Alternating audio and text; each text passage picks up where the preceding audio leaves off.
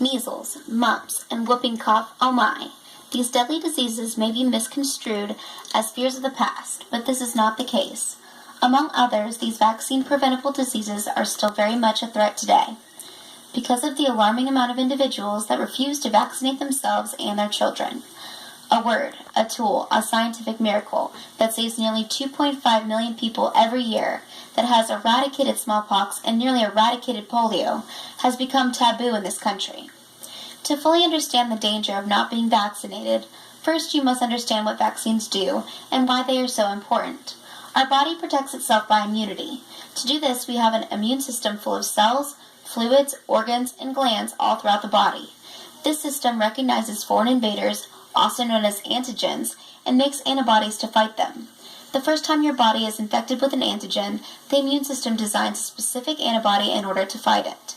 But this can be a timely process, and so the antibodies cannot be made fast enough to prevent you from contracting the disease. However, after the body creates this initial antibody, it will remember the antigen if it were to ever come into contact with it again, and can therefore produce the antibody for that specific disease faster at the second exposure, and will be able to produce it fast enough to prevent you from contracting the disease a second time. This is called immunity. The only drawback to this process is that the host must get sick with the illness initially in order to gain the immunity for the second exposure. So the host still must be infected by the disease. Wouldn't it be a miracle if there was a way to give people the immunity without them having to be infected first? This is where vaccines come into play. Vaccines have the same antigens that cause the disease, but the antigens in vaccines are weakened or dead, so that they are unable to cause the host to get sick. They are just strong enough to jumpstart the immune system to make antibodies that will give the host immunity to the disease.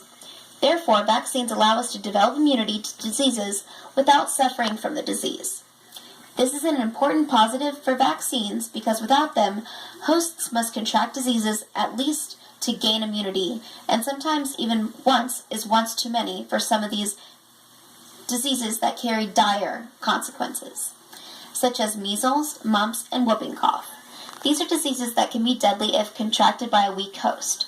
Some believe that these diseases were eliminated a long time ago and are no longer a threat to our society, but this is a common misconception.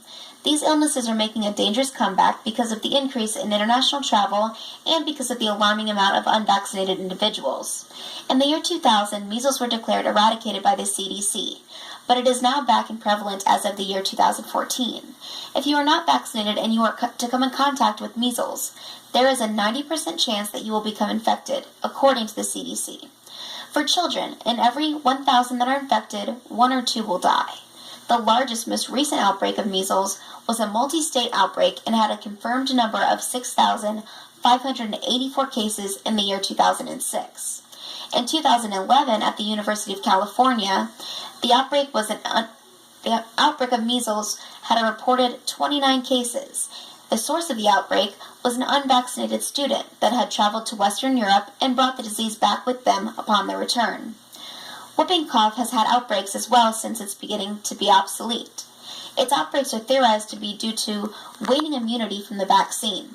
However, new research has found that whooping cough in its most recent outbreak in 2013, where it infected 9,000 people, was mostly brought on by the large number of unvaccinated children.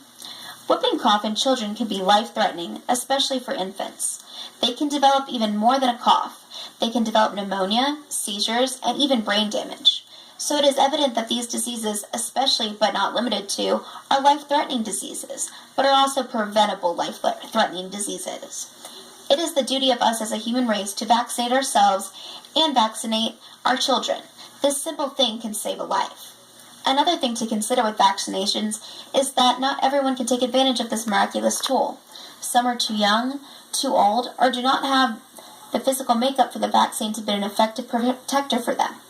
But they can get protection from coming into contact with an infected person.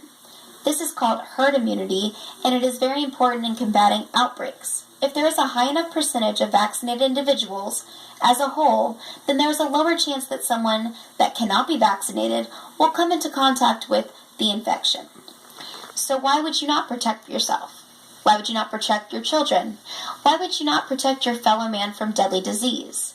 There are tons of myths surrounding vaccines that could not be further from the truth, but they have become so widely accepted that they are preventing parents from making knowledgeable and safe decisions for themselves and their family. One of the most prominent of these dangerous myths is that the measles, mumps, rubella, the MMR, vaccine might cause autism. This has been a fear that has proliferated for over a decade. However, there is an overwhelming amount of research that shows there is no correlation between the two. However, like many things, vaccines do pose risks, but the risk of vaccinating your child and them experiencing mild redness and or swelling of the injection site, fever or rash, is better than the risk of not vaccinating your child and then them contracting a disease that could take their life. Only in very rare cases is there an allergic reaction to vaccines. There is a much greater chance of risking the disease itself than a poor reaction to the vaccine that prevents it. Another fear of parents when it comes to vaccinating their infants specifically is that there are so many vaccines that their baby's immune system will be overwhelmed. This is yet another case of misinformation.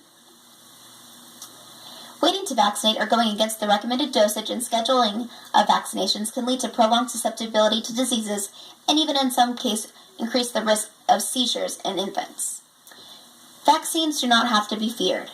The diseases they prevent, however, they should be. Measles, mumps, and whooping cough, just to name a few, are not eradicated diseases, and until they are, they pose a great threat to us all, our children and our world. Protect yourself, protect our children, and protect our world. Stay informed and get vaccinated.